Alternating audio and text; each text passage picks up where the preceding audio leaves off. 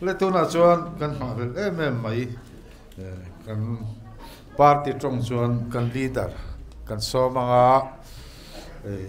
hemi rual hian aron din chu huna pu islo biak dian hian in thil han pek jok turan le ya lo in boy pui dun mai sela a thau me pulol biak dian khalo in ring sela pu du ma ilo somang le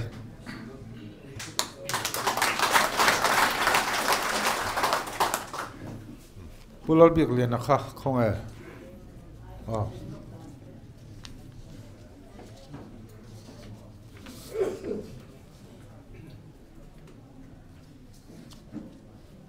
kan soi mar talok me ot len hey winia kan president le kan MLA jong jong le kan minister jong jong te hin da Vawiin patien nangin ti bai ka bu ka cheu hey winia kan pu oma hi talo puante asin nem to a to lavani chimini wang chuan winia hian diar khit ti ka du ve ta chu winia hian hunram tang thania ka heta wangin karan din chu pui chuan chuna hen diar kan khim ti range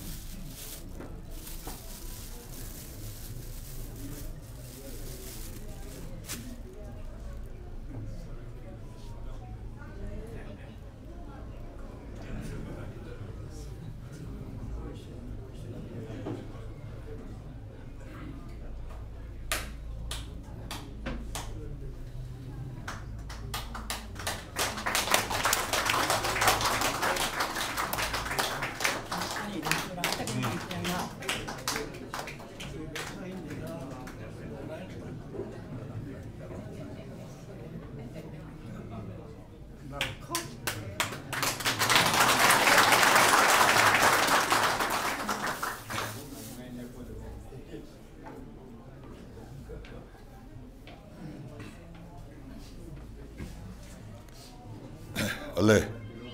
pu chairman le party lama kan tho puite abikin kan val upa council member te mel kan munwala le sarkar lama kan tho puite zong zong le kan lungrual pui zong zong te in Vawiin kum thar chibai kan buk chewa kumalo thar chia khan kan chung khuain pathian nena in hlan na kan neya ta chuan kumin chung hian pathian mal som na kan ram hian dong turin kan dila hri te tuilian te thlipui te leimin te lirnging te chi rang kan ei zon na ti khol kham thei thin kan nun na atan po thalo tiang alo thlen hian sarkar mason na program te po ati bala thina chung laka chuan kan ram ahim theina turin kum that kum ani theina turin kan theyang angin kan dila voina hian kan in cha du masak ber chu kan zawai hian he kum hi pathian kai hruai na noya tluang taka mi puiten kan mana kan ei zon na thawa mal som na kan don theina turin pathian hum him na le en kol na dil zui zel turin kan in cha du ani ti chuan bania kan lo ho tlaya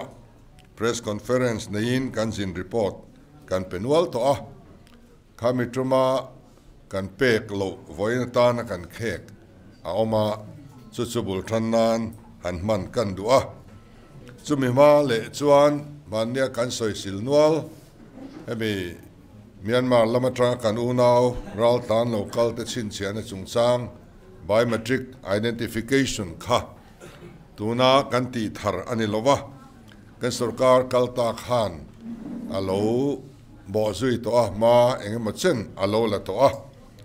in than an puan chho khan in than don chho vel alo ni ta ka khan kan chief minister khan alo chol tir ri chu in thanan zo khan chun zom ani chu tu na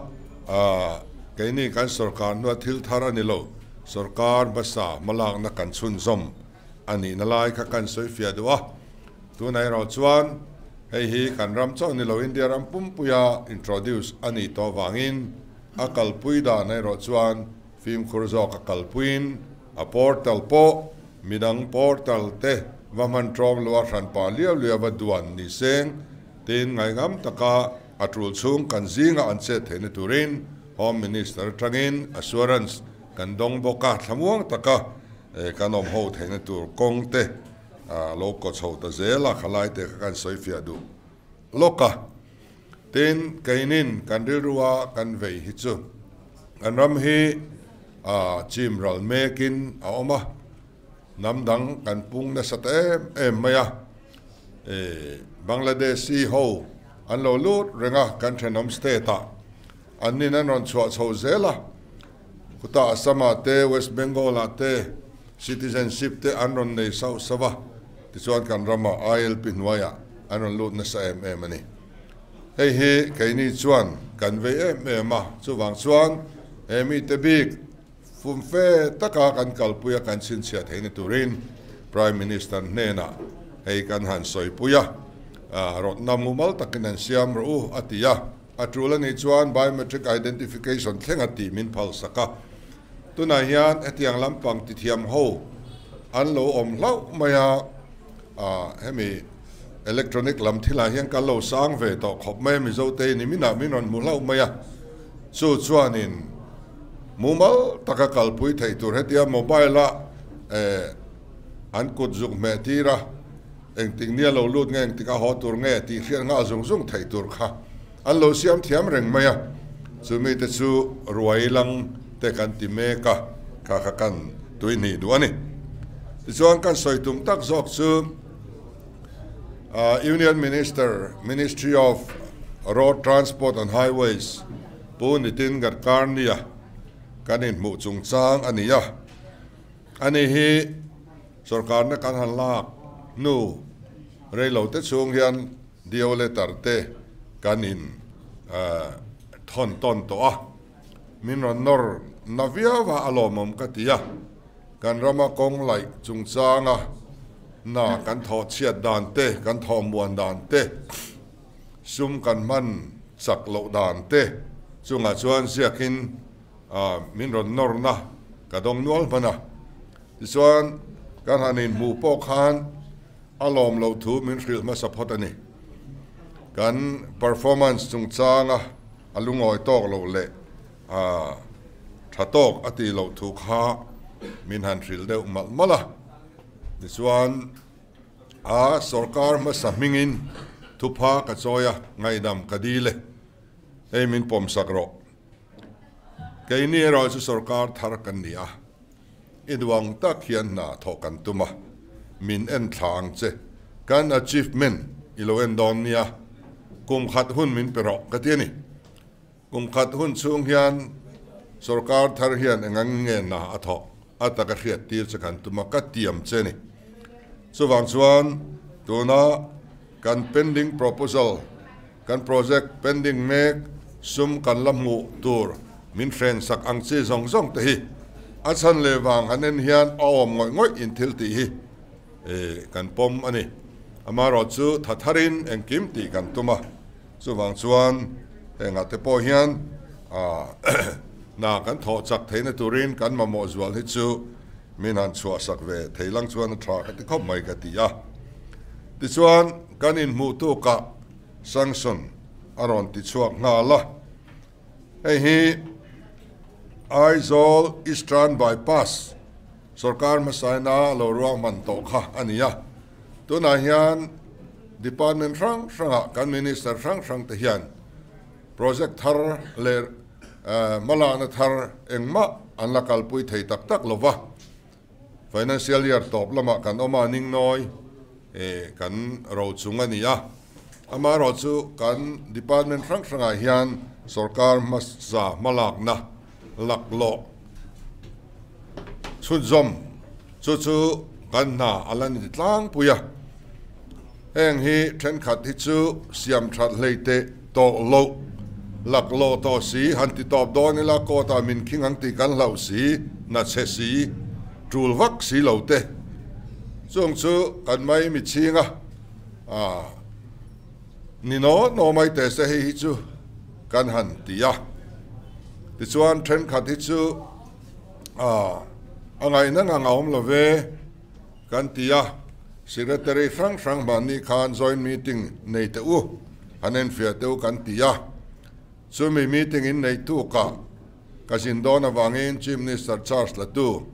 kan home minister Vawiin in lo ti le don nia kan in tia ti chuan lo the lowana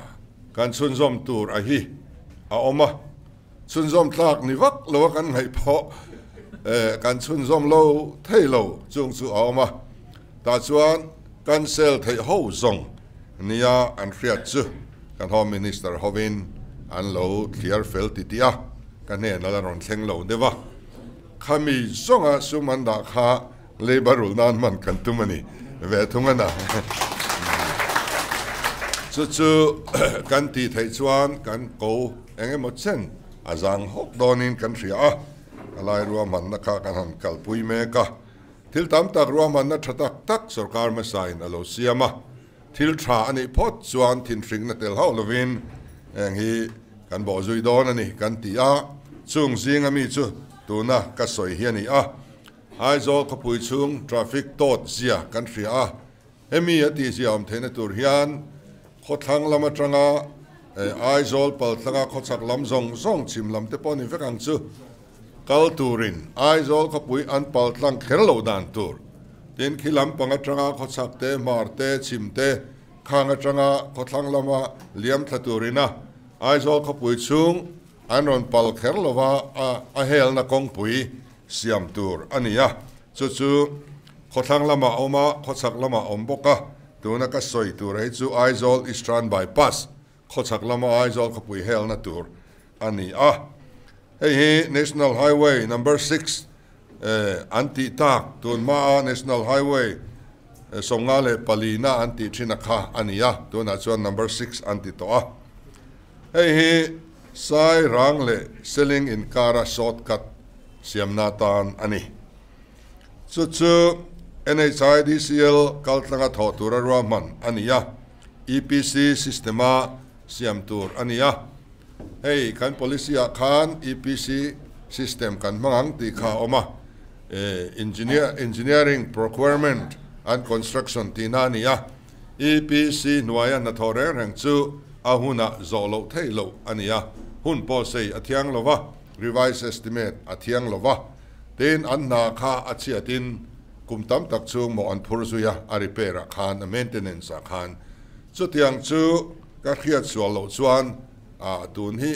Mizoram kan ti tran na ani mai omongo ka ti lo om tani chuan ka hrelo ni selangin kaini chuan he tiang system hi kan war don ani contract lian reng a chuan chu tianga tho tur chuan kan ti ti chuan double lane in ani don ani hemi shortcut bi ka hi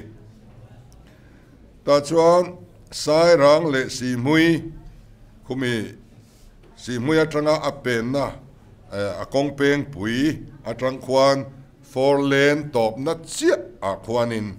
ain tran anga 4 lane chon ve don lo double lane ani thung don ni a hel nai chu ta tang chuan kurung lui ral le lama arong kal chowanga bong kon brigade atanga marlam hreta lei kan verdon ani chuta chuan chu lei vera chuan kan lu tanga zuang tuya Johnson Gardel bula son chu lei ver chu alo chuak dona chuan akal zelanga muthilui akananga muthirama muthilui zo thlain tuirial lui nen ain fin na thanga tuirial airfield topa khwan ani bere ta chuan tuirial lui akan lenga ti chuan kongpui pa ngai national highway number 6 selling ken main phai bok kona khian aron chuak non ani chuan avaya hemi kong a shortcut kan han ti hi a seizong chu kem somthum le pali point panga bial ani kong pa ngaya seizong hi kem somnga paruk point palibial ania kong thar tu na hian kan han swe hi kem somni le panin anai jok atoi jok dona tin dar kar khatle minute nga kan hlep thei don bok ani ti chuan hemi hi kan mutan ania adang ai chuan har san na kan nei vak lova leiver tunnel turbik hi poisa min release thei lova chu an lo be dong to a tunnel ber atana sangson a local lo chuan a bypass pumpuya po hi tho le thei lo turangai ania kan tol le mayang kan sel le mai don mon yang ti din muna kan din mek line kan in mu tu ka pu nitin garkar ne hian a leiver atan bi hian cheng vaibel se sang khaja thum le som pathum point pani pariat min sangson sangngal ani amange in ron truita hemi chung sang hi keini soi ni lovin amain media ama ming chuang nge in aron wor suak ani hemi he a tunnel big a leiver hi a thui ve fu dona kem ni le point nga a thui ani dona Mizoram chuan kan leiver nei saber po ani mai theini project thar danglam tak kan nei don ti na ani alomom viawa he na hi achak thayang bera tho zui kan tum don ani ti chuan kan soi le du chu kan ngai poimo chu laliswa economic policy ti kan soi thina campaign lai khan aram le afel na zon masak ti khani aram le afel na zong masaila til dang kan ma mo hi chumin pek bel don ani ato pa pheitlu chuanin zalen na fam kimpo min la peang pathian lung kan ti oi phot chuan kan le nuai hau sak na te po min peang chumi ni tur chuan zinga tanga zan thlenga mani ham haya diklo taka e kan zon hi ban sanila aram le afel na zong masaila le hau sak nei pathianin aphal ami te re thei turin min ti reng lo ami te hi amal som na dong tura ko te vek kan ni re thei hian pathian a choi moi reng lo bor som te hian pathian a choi moi reng lo chu wang chuan amal som na dong tura ko te kan ni ma se kan don fu thei lo na chu a pek bel cha tur kan buai pui pak ma sa tiang chuan a pek bel cha tur buai puin mi fa te thi na tur po kan zuar duwa buk na dik po mang thei to lo in heram hi oma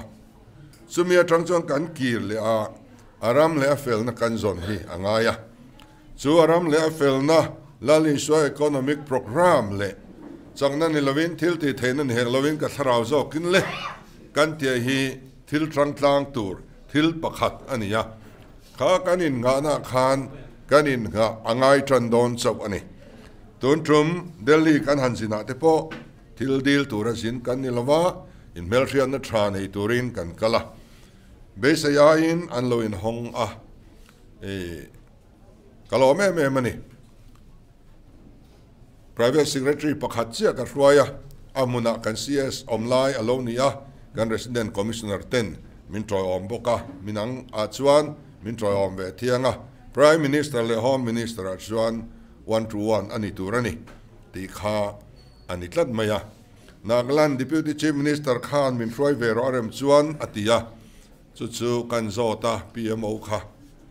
remlo tin min on chang lowa 1-1 turani anon tia chuwang chuan midang throi kharem lo ni home minister le prime minister ka chuan ganin mal chai ta ti chuan he kan Nagaland deputy chief minister po kan Christian Pui ania baptist ko fran ania Vawiin hian min lom pui turin kan chung kwa chibai min ron buk turin aron thlok meka nakin tlaya kan ina local dona marcha biala hian Christian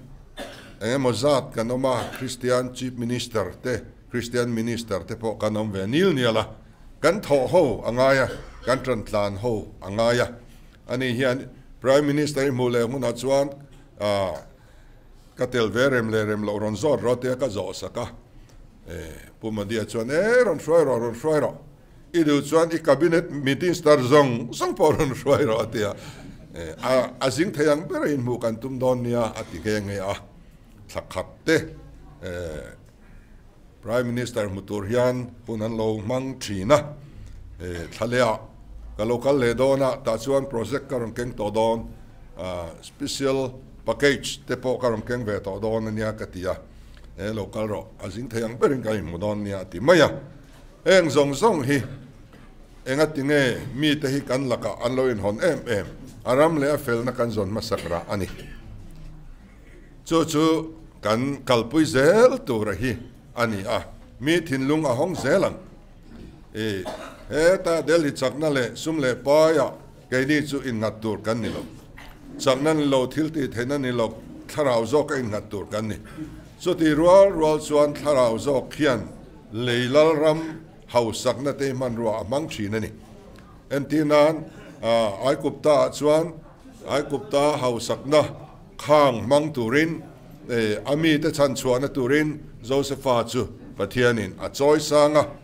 ta chuanin kha ai kupta ram hausakna kha ami te tan amanga anu le pa ule naw te tram dom nan amangani tin kanan raman ron pan po khan an chua dona rang kasak le thil lu tam tak anril ruwa ti thil phala kum som li chung economy a chom thei tur khop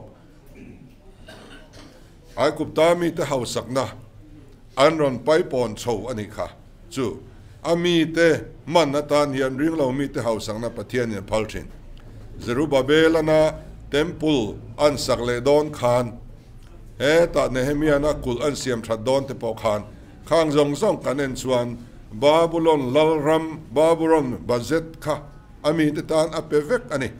luiral Euphrates saklama governor zong nena circular asiama Babylon lalberin an mamo zong lo pero atiani ape thadu lo governor khachu akhan chuk podok ula chun lumro tiani ta ten temple saknana thingzai an mamo zong po Lebanon ngopuyami pe turania chu po chu eta zopa khwa namdangin an hanzai sakangan ron putleng thakang longchol na thlengin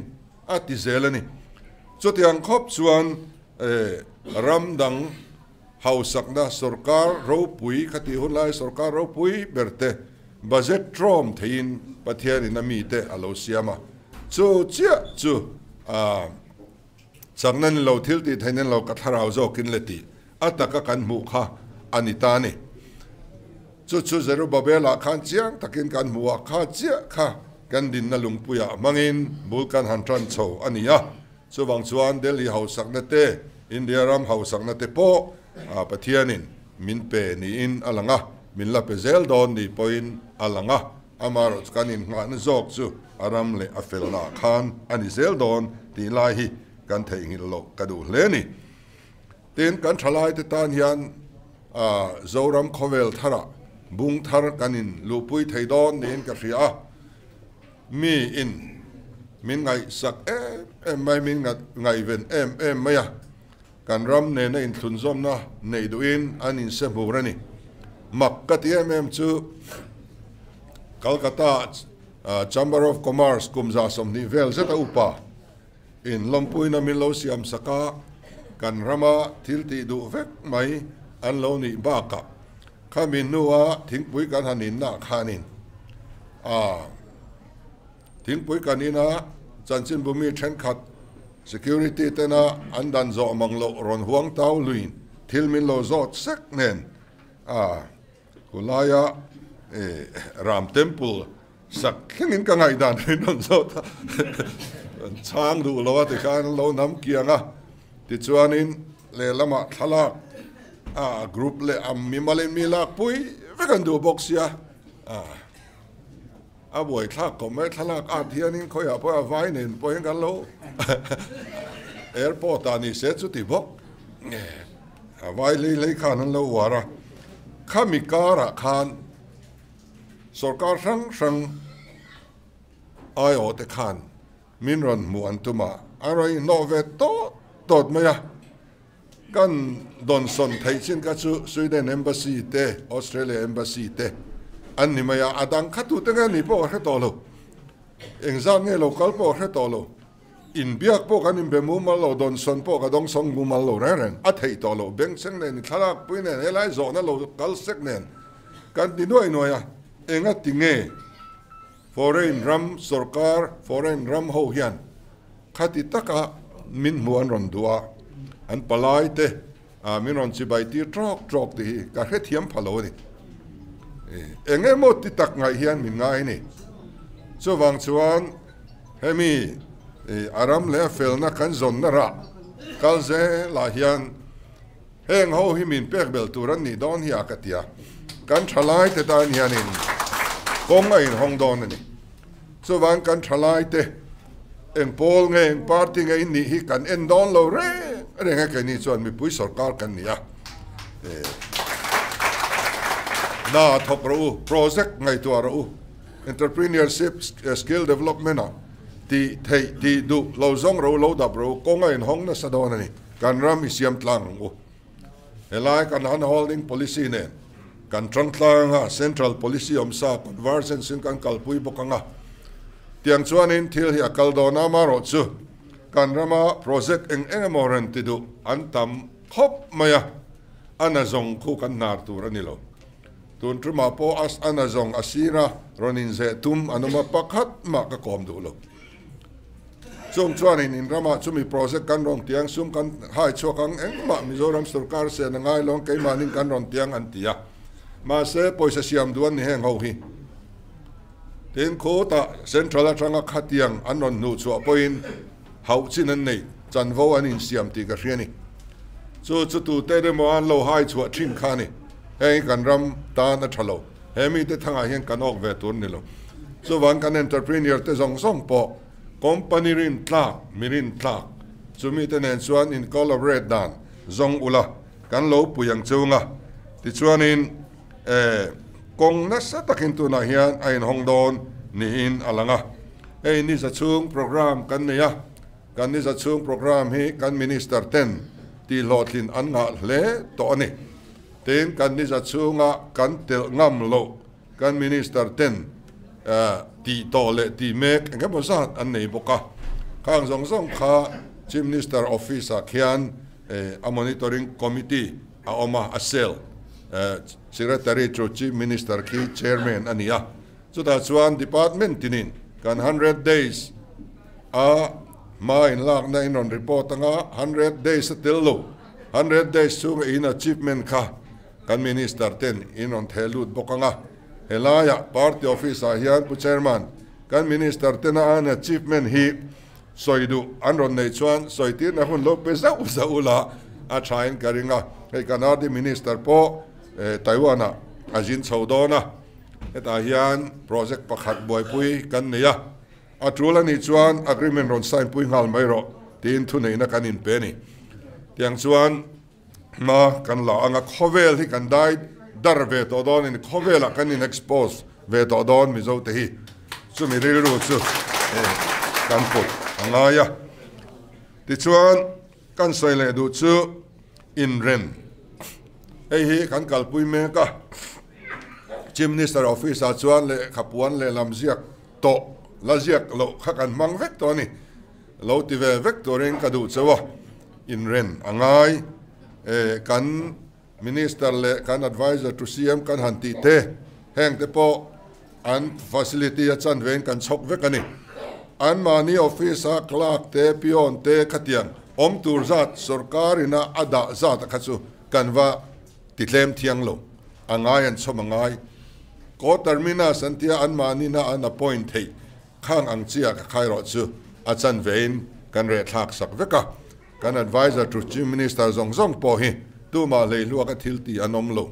azad vein kan thlen sak vek kan pai sak vek chumi chunga chuan kan zawain kan omani ti kan soidu a chuti rual chuan kan official lamte hetiang chungchanga zona kan zo te thatakin minron changa eng hi chutiang kan nei to love chutiang khatiang kan ti love anron tia alom om ma se ziaka kan fili me kan tilo anti hi lati mek anom ti ka hriani officer pension to te po chom kan la nei ni sarkar sumin sarkar facility an la enjoy ni zia karon thelwa in soima mai kha kan pom don lo chuwang chuan CMO wa thangin a en thatu kan buat sai to a khami te na an re ma chu khan in entitled lo khoi zong zong officer ding lai emo tang lai emo pensioner an niemo reilo te chu ngai ching fel turin ka cha do chau ni hey last warning ani to mi pui ta chia tling khom hi amang tu tur dik takin an entitled angin an mang kei point ka entitled su ka hlo cho violak ka du cheng khat po lak kim lo ka du lo ka entitled ani tlat khami bak cheng khat po lak ka du bok hek lo so wang so kan entitled china kan o manga entitled lo pui mani in lama lo khoi treu te